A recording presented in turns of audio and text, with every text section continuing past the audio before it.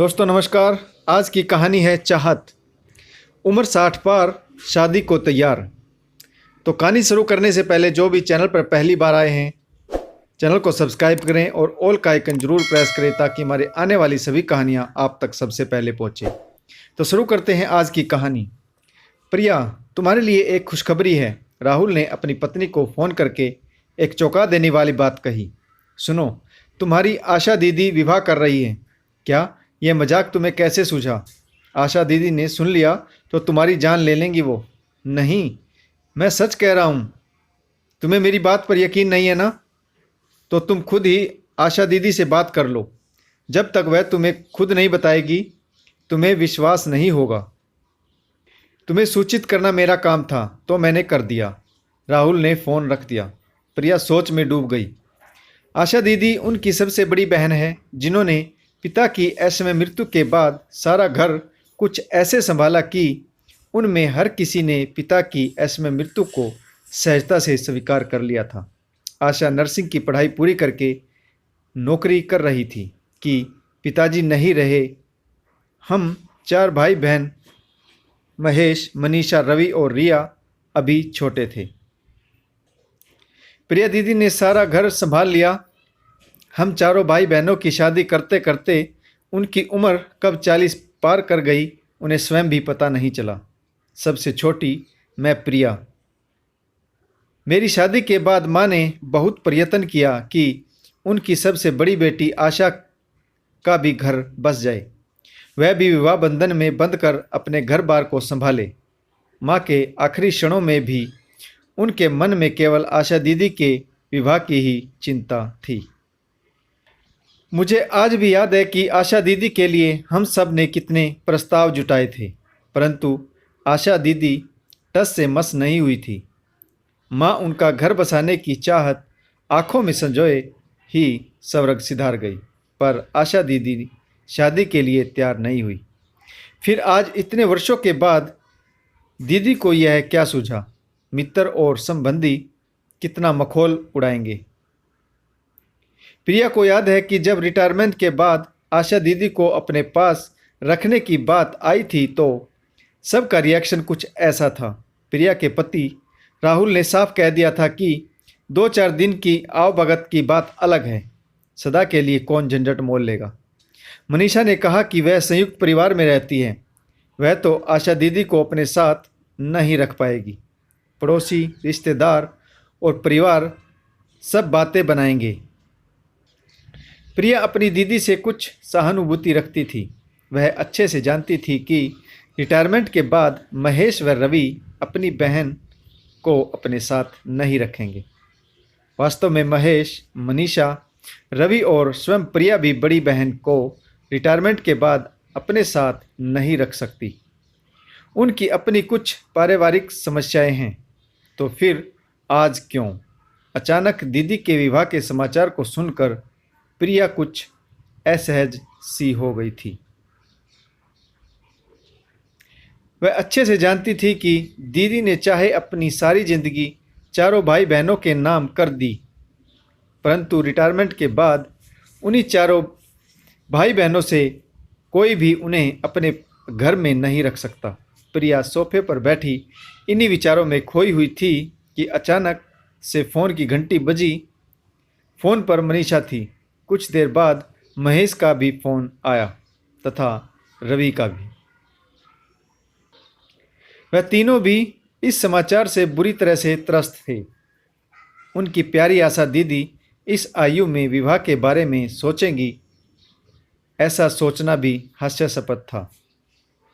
महेश ने नौकरी लगते ही प्रेम विवाह कर लिया था। वह अपनी पत्नी के साथ किसी आयोजन में अतिथि के रूप में ही सम्मिलित होता था।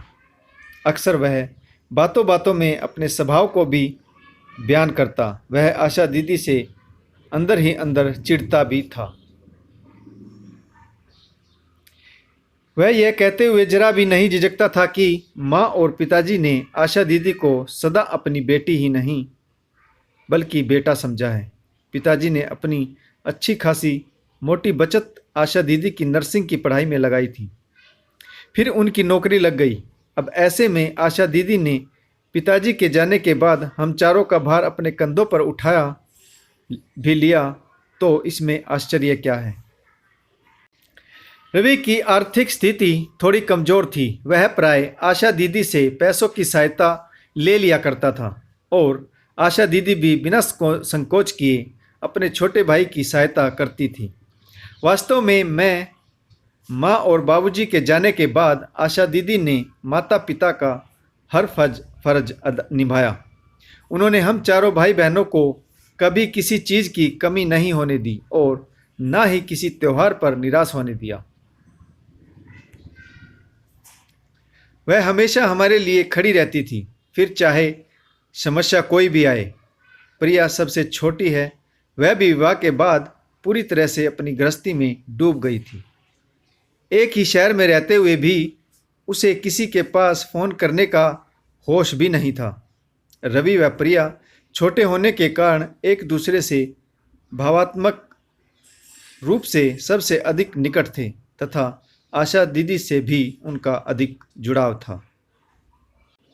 फ़ोन पर सबसे बातें करने के बाद प्रिया सोफे पर ही बैठी बैठी इसी सोच में डूबी रही कि राहुल ऑफिस से आ गया। क्या बात है प्रिया, कब तक बैठी रहोगी ऐसे? 10 बजने को आए, भोजन तक नहीं बना। कुछ खरीद लाओ राहुल, आज मुझसे रसोई में काम नहीं हो सकेगा। आगे राहुल ने कहा, तो क्या हुआ, इतनी फिक्र की क्या बात है? आशा दीदी विवाह ही तो कर रही है, यह कोई गुनाह तो नहीं। सबकी अपनी अपनी ज़रूरतें हैं। क्या पता उसकी ज़िंदगी में क्या बदलाव आया है जो उन्होंने इस उम्र में विवाह करने की सोची है। मुझे लगता है कि तुम चारों भाई बहनों को इकट्ठा होकर आपस में बात करनी चाहिए। इस तरह से फ़ोन पर बातें बनाने से कुछ नहीं होगा। इस रविवार को मैं सबको अपने घर बुला लेता हूँ, फिर बैठकर बातें करेंगे। तुम कहो तो आशा दीदी को भी बुला लेते हैं, प्रिया ने कहा। नहीं, क्या कह रहे हो? आशा दीदी के विवाह की बात उन्हीं के सामने कैसे करोगे? पागल हो गए हो तुम। रविवार को समय समय पर प्रिया के घर महेश, मनीषा व रवि भी आ गए। प्रिया ने सबका स्वागत किया, सबके लिए चाय नाश्ता बनाया और फिर आपस में चारों की बातें शुरू हुई। मनीषा ने बहुत ही विशैले स्वर में कहा, आशा दीदी से ये उम्मीद नहीं थी। वह ऐसा कर भी कैसे सकती हैं? उन्हें जरा भी शर्म लिहाज नहीं है। 60 पार की उम्र में भी कोई विवाह करता है? जब समय था तब तो हम सब ने कहा, परंतु वह नहीं मानी। और अब जब हड्डियां शमशान में जाने वाली हैं तब वह विवाह कर रही हैं। शर्म नहीं आती उन्हें? बीच में प्रिया ने टोका, ऐसा क्या किया है दीदी ने? तुम इतना गलत कैसे बोल सकती हो उनके बारे में? प्रिया, तुम नहीं समझोगी। तुम तो यहाँ अकेली अपने पति के साथ रहती हो। तुम्हें किसी को कोई जवाब नहीं देना पड़ता। मेरा संयुक्त परिवार है। जब उन्हें यह बात पता चलेगी तो सब कितना मजाक उड़ाएंगे। मैं क्या जवाब दूंगी? क्या क्या बातें बनाएंगे सब। इस आयु में विवाह, यह क्या साधारण बात है? समाज में रहते हैं तो समाज के नियम कायदे भी मानने पड़ते हैं। शादी विवाह की भी एक आयु होती है। इस उम्र में विवाह करेगी, सब लोग थूकेंगे उन पर। महेश कहता है, मैं सब कुछ साफ साफ कहने में विश्वास करता हूँ। उस व्यक्ति ने हमारी भोली भाली दीदी को फंसाया है। उसकी नज़र दीदी के पैसों और भविष्य निधि से मिलने वाली मोटी रकम व पेंशन पर है, पर दीदी से हमें ऐसी आशा नहीं थी। मैं तो उन्हें बहुत समझदार समझता था, पर अब हम कर भी क्या सकते हैं? मेरा तो खून खोल रहा है। मैं उस इंसान को जान से मार दूंगा। पर हमें तो यह भी नहीं पता कि दीदी किससे विवाह कर रही हैं। हमें तो उनके विवाह की बात भी उनकी एक सहेली से पता चली है। दीदी ने हमें इस लायक भी नहीं समझा। इस बारे में हमें एक बार बता तो देती। प्रिया बीच में बात काटती है, क्या कह रहे हो भैया? इस देश में कुछ कायदे कानून भी हैं, जंगल राज तो नहीं है। मेरा मन तो यह कहता है कि हमें पहले दीदी से बात करनी चाहिए। वह जिससे विवाह कर रही हैं, हम उन्हें जानते तक नहीं। फिर उनके बारे में उल्टी सीधी बातें व अपशब्द कहने से क्या लाभ है। सब ने कहा, प्रिया ठीक कह रही है। हम सब यहाँ आपस में लड़ने नहीं बल्कि समाधान ढूंढने के लिए एकत्रित हुए हैं। रवि ने दीदी को तुरंत फ़ोन लगाया। हेलो दीदी, आप तो हमें भूल ही गई। हम सब आपसे मिलना चाहते हैं, रवि ने संकुचित स्वर में कहा। मुझसे मिलने के लिए तुम्हें समय लेने की आवश्यकता कब से पड़ने लगी? आशा दीदी ने उलाहना सा दिया। बात ही कुछ ऐसी है दीदी, आप विवाह कर रही हैं, हमें यह सूचना दूसरों से मिल रही है, तो हम सबको अच्छा नहीं लग रहा। यह बात तुम्हें किसने बताई? आपकी सहेली ने। ओह, उसके पेट में भी कोई बात नहीं पचती। नहीं, मैं तुम चारों से बात करने वाली ही थी।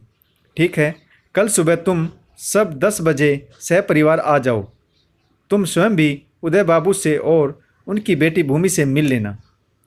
मैं कोई निर्णय लेने से पहले तुम्हें उनसे मिलवाना चाहती हूँ। दूसरे दिन ही सभी भाई बहन आशा दीदी के घर पहुँचे। आशा दीदी में आमूलचूल परिवर्तन देखकर वे ठगे से रह गए। कसकर बंधे जूड़े के स्थान पर अब कटे खुले बाल लहरा रहे थे। रेशमी साड़ी में आशा दीदी गजब ही सुंदर लग रही थी। कुछ ही देर में उदय बाबू अपनी बेटी के साथ पहुंचे। दोनों का भव्य व्यक्तित्व देखकर सभी हैरान रह गए।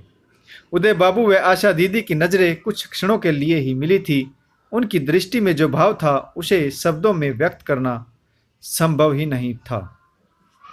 कुछ क्षणों का जादू सभी ने देखा व अनुभव किया। भोजन लग गया। भोजन के बाद महेश, मनीषा, रवि व प्रिया अंदर कक्ष में चले गए। आशा दीदी ऐसे लग रही थी मानो 18 साल की लड़की अपने अभिभावकों की अनुमति की प्रतीक्षा कर रही हो। शीघ्र ही सब ने आकर आशा दीदी से अपनी सहमति जताई। महेश व रवि उदय बाबू की उंगली का नाप लेकर बाहर निकल गए। उदय बाबू पहले ही सारी तैयारी के साथ आए थे। उधर सभी बहनें मिलकर आपस में हंसी मजाक कर रही थीं। वे सभी आशा दीदी का परिहास करने लगी। आपको यह कहानी कैसी लगी? कमेंट्स करके ज़रूर बताइएगा। कहानी पढ़ने के लिए आप सभी का बहुत बहुत धन्यवाद। जय हिंद, वंदे मातरम, भारत माता की जय।